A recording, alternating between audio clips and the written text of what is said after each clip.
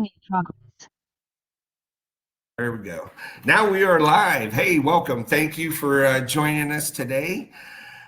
Today I have again Coach DeAnna Daniel and Coach Vanessa Donaldson that we're talking to. My name is Ayles. I'm a coach in my own right. I look at it. I have Ayles Solutions. Oh, if you can read it on that side. And what I do is I help.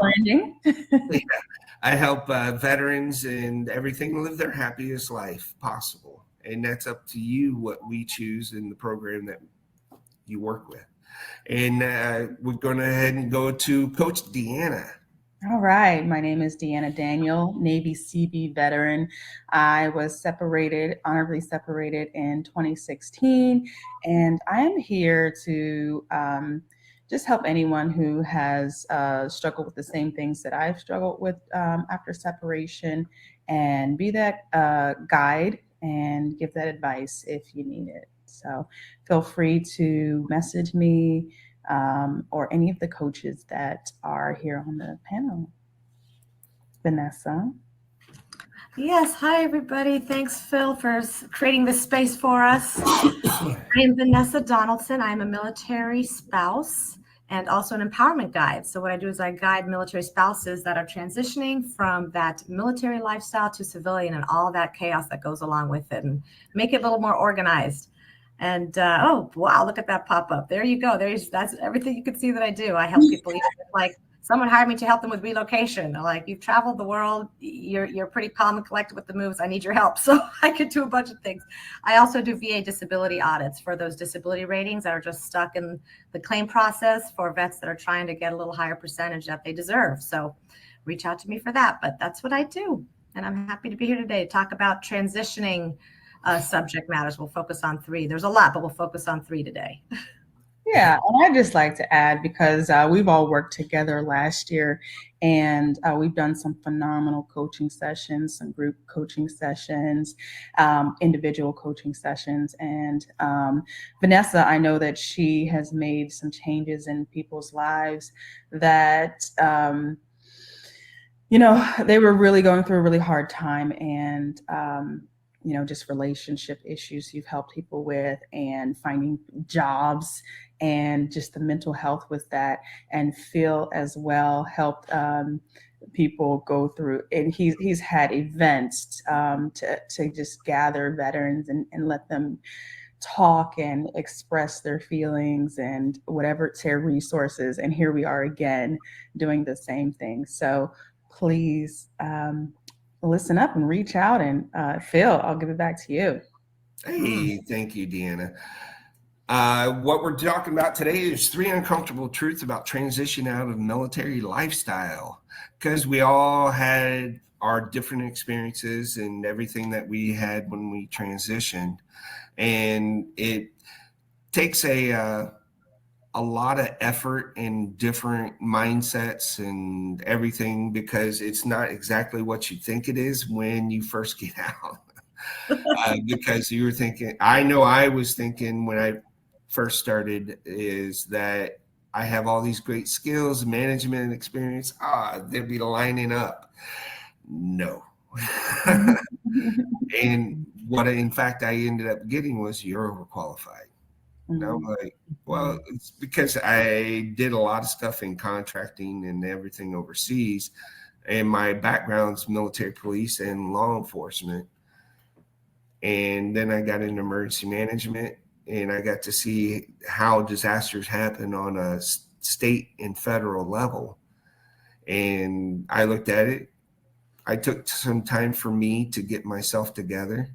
And now that I've got my ducks in a row, and life is wonderful because I get to choose what I do, and I have freedom, but I worked my butt off to get it. Phil, what was your biggest insight just during that transition period? Well, the biggest insight was it's highly competitive. And even though I had all these skills and everything, I didn't have the connections. And that's so important. Because working overseas for 3 years, I lost all those connections. They moved on, and have done a great and wonderful thing, but now it's okay. Everything's at a much slower pace than what I'm used to. Mm-hmm. So what would you advise people to do in order to like create those connections or maintain connections or just start those connections before they get out or after they get out, or what would you say? Well, I was looking, if you are close to getting out, Mm-hmm. you know within a year of where you're going and start networking then. Mm-hmm. The great thing about LinkedIn is you have access to millions of people. Mm-hmm. And it took me about 4 years to build up to over 22,000 followers. It was, I hope to hit a tipping point where I don't have to work. How do you leverage that? I mean, that's a lot of people and a lot of eyeballs on your content, but how do you leverage that to create opportunities for yourself? Right, because it's not about quantity, it's quality, what I've heard in LinkedIn. So how do you leverage that? Yeah. Well, because I get to pick and choose who I have in the network. And that's what a lot of it is. I have people from every walk of life, because in emergency management and law enforcement, everything that I've done, it's not about me, it's about we. Because we are living through this disaster or this situation together. We're not alone. Mm-hmm. Even though you feel alone and no one cares about you paying your bills. But the reality behind it is the people collecting the money care about you paying your bills. Exactly. But that only affects you. But your attitude, your perspective of the world, no one owes you anything.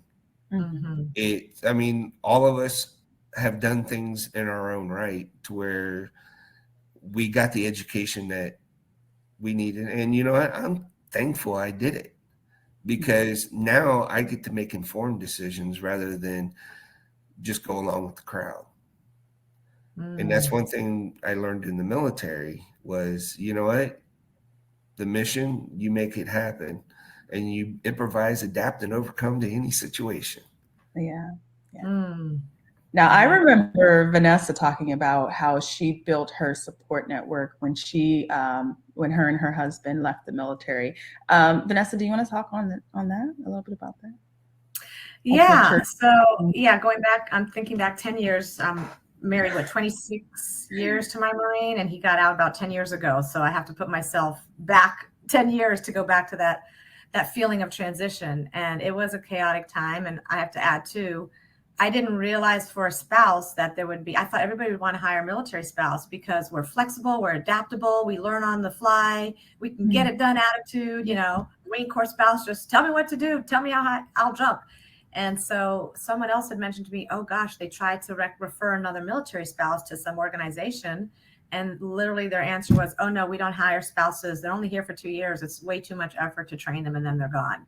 And that just sunk my heart. And I'm like, okay. And now I've understood once we got out too, we as the spouses have to explain the employment gaps in our resume. You guys active duty, I mean, you had something at least on your paperwork all the time, whether you were, in the US, overseas on a deployment. But when we moved with the families, and sometimes it was more cost effective to me to stay home with 2 children than to put them in daycare and go to some, $10 an hour job down the road.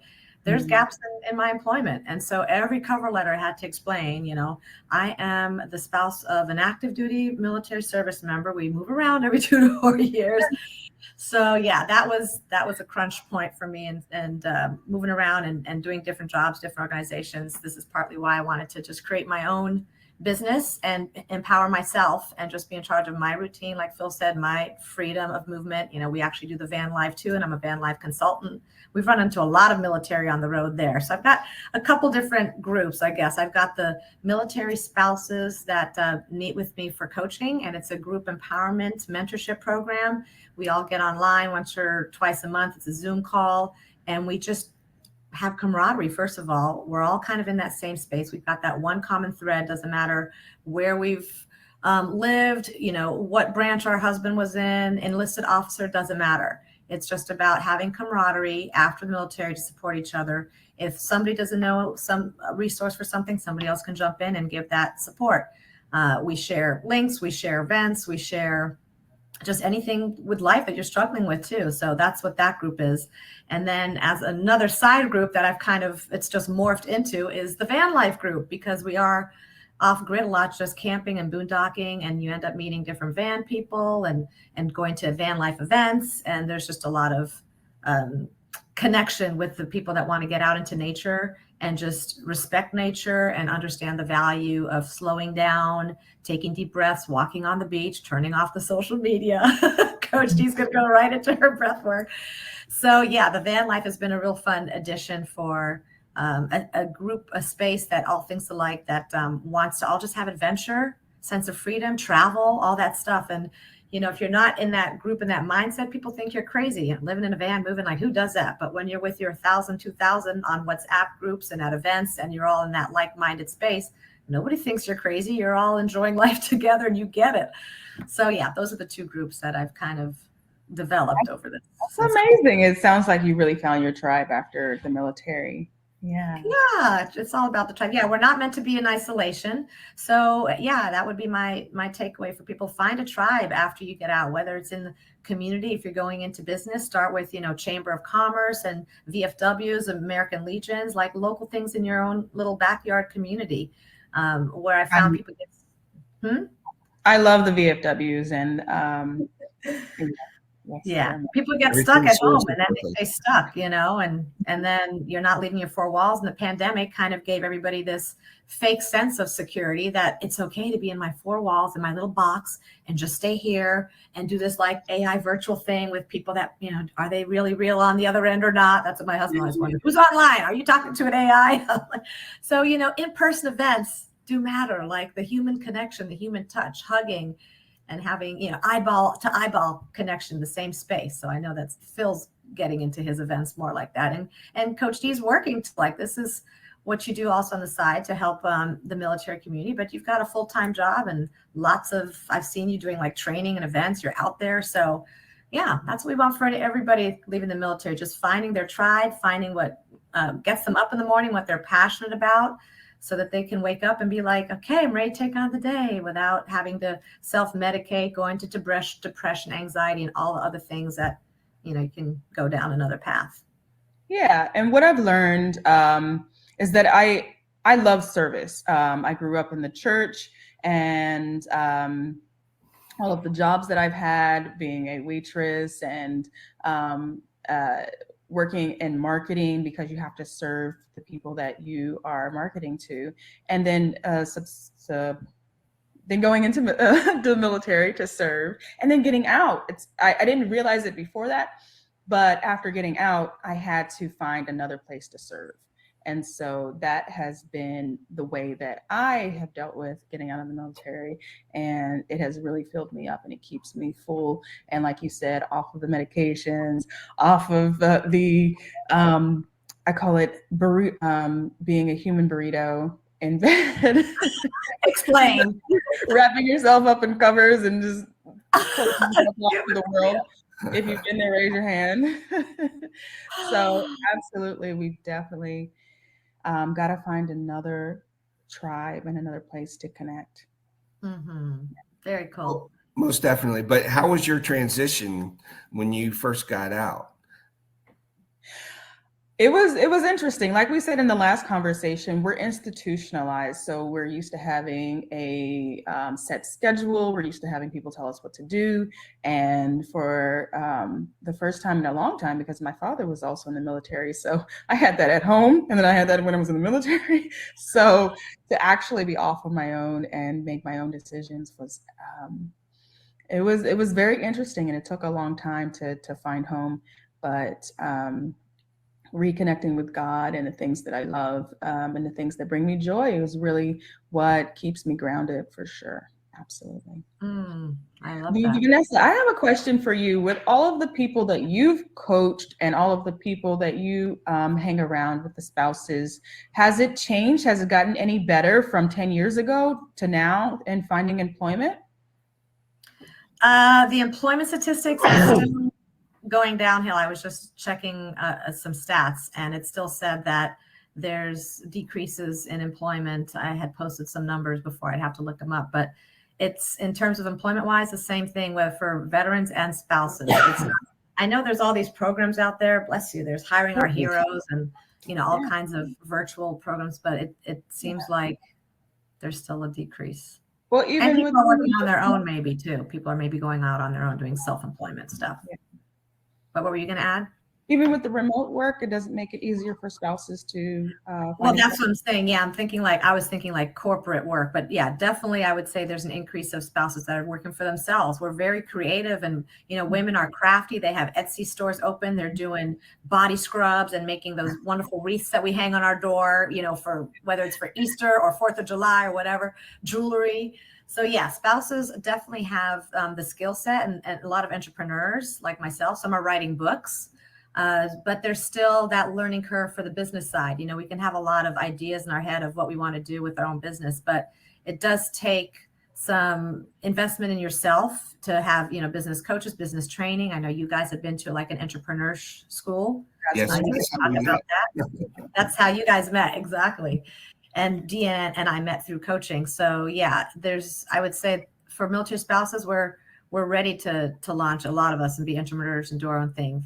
The hump is getting over that, the business strategy side of things. So you know who your target is, and you know how to market it to the right people without going broke at the same time, because it's an investment to spend money on yourself and your training and stuff like that. Yeah. So that'll segue us into the next subject of mental health during the transition, and how you go from what DeAnna was saying about being institutionalized, because honestly, the only difference between combat and prison is the guns face out. And you know that from experience. Yeah, and everybody's armed. The difference between combat and prison. But if you really look, we do everything on the inside of the walls. Our whole main cantonment area, it's hard on your mental health, because what do? You're in another country and you have nothing but time before you get redeployed back, and they feel it every minute of it. And, every minute, yeah. But what do you do when you come back? And I've seen the worst of humanity, and I look to choose. I want to be part of the good now. Mm-hmm. I've seen all the bad stuff, and you know what? I don't put anything past anybody. And it's about networking, understanding, and I learned to control myself. Mm-hmm. And that's why I got in self-awareness with emotional intelligence and mindfulness, because it matters. Because everything starts with you. And if you don't have your stuff together, you can't. If your cup's empty and you're trying to give something to somebody else, your cup's empty.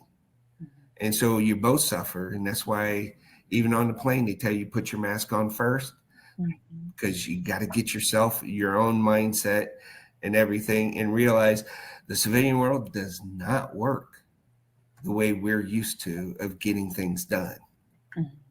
It goes on depending on where you're at in the country. New York, it's quick. Down here in the South, it's not so much. It's about the relationships. So what do you do, Phil, for dealing with your mental wellness? I've seen pictures of you like golfing, so that might be one of your outlets. Like, what's your happy place as soon as you get triggered, you're feeling some stress, where do you go to get that peace? Besides out in my lanai.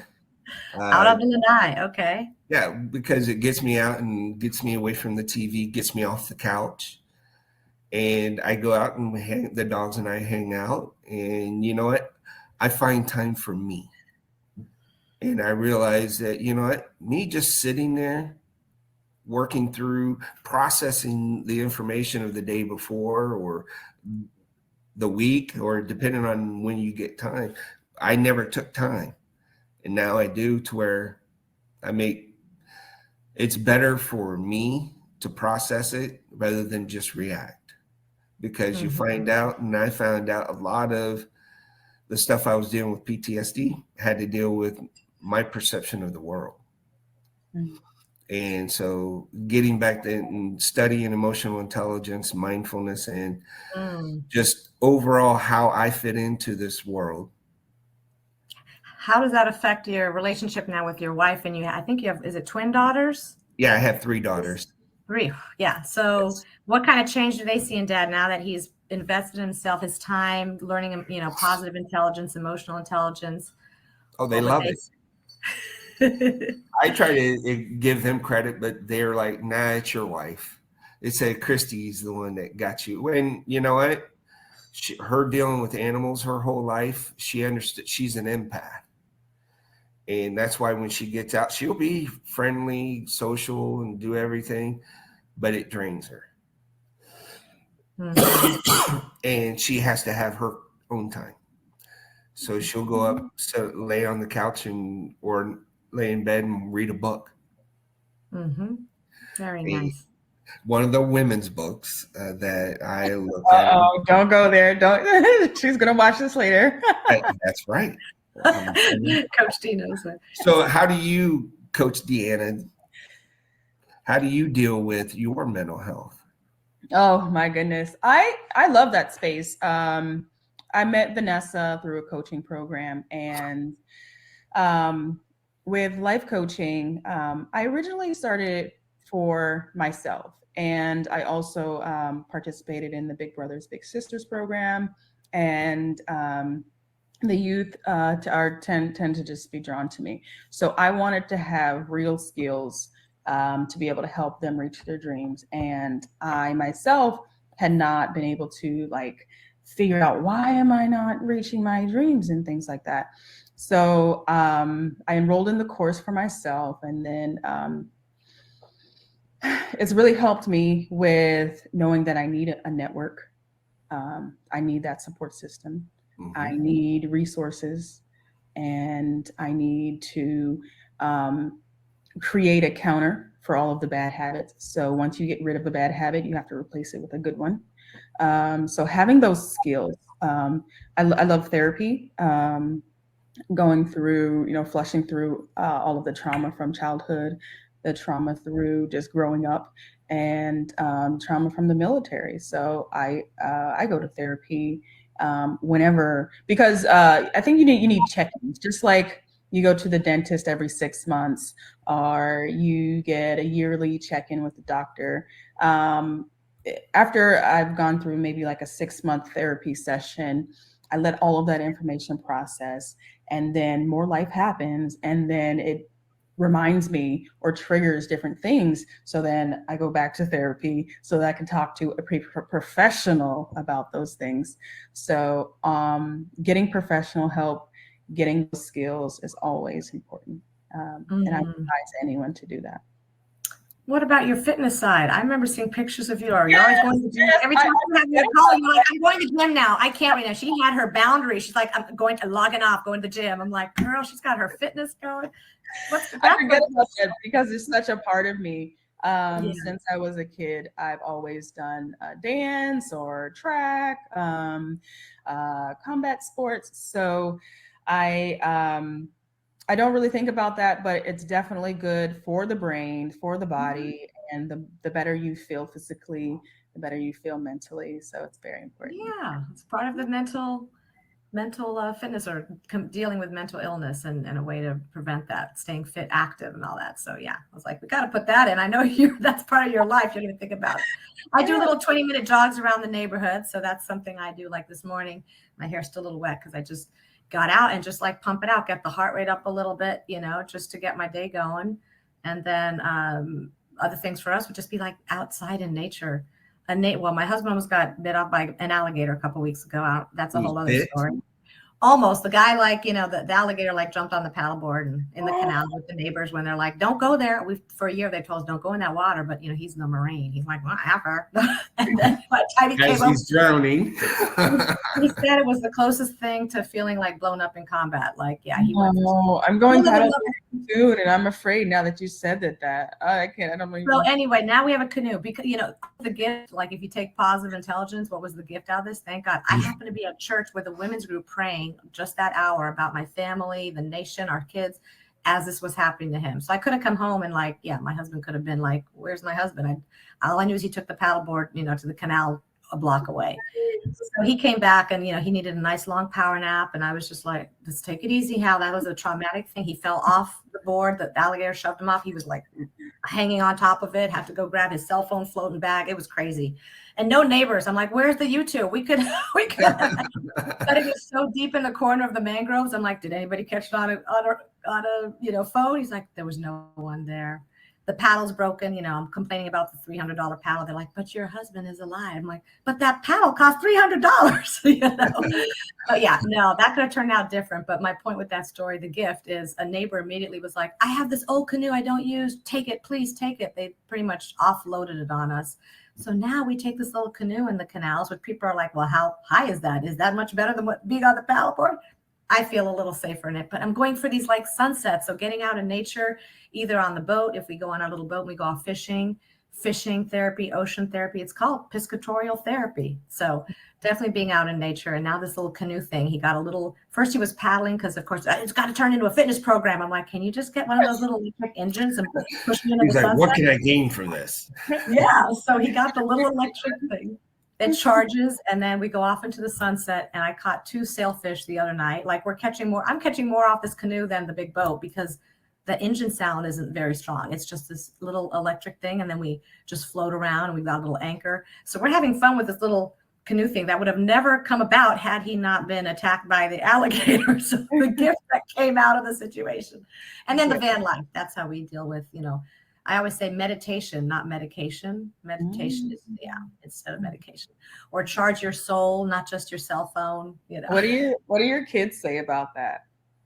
They don't know what's happened to parents. They're just like, where are they going now? What's going on? So they've watched us evolve from focusing on them. We were very focused on them. And then the poor second child, you end up focusing on the second one because he's the last one. So you're like clinging on to the childhood. So of course he's like, oh, great. There's not even like the big sister to bounce anything off of to like, you know, get the parents distracted. It was all on him. So once the kids were out, it was all on us, which is why, you know, my tagline says, you know, your life beyond the military. Like Phil said, it starts with you. It starts with me. It doesn't start with anybody else. So I think we'd have to ask them. That's another call. What do they think? I think they like knowing that we're just living our best lives and we're just off, you know, like every time we message, it could be from the mountaintops of, you know, Montana somewhere. It could be, or Colorado. We were going in the cave of New Mexico to some caverns.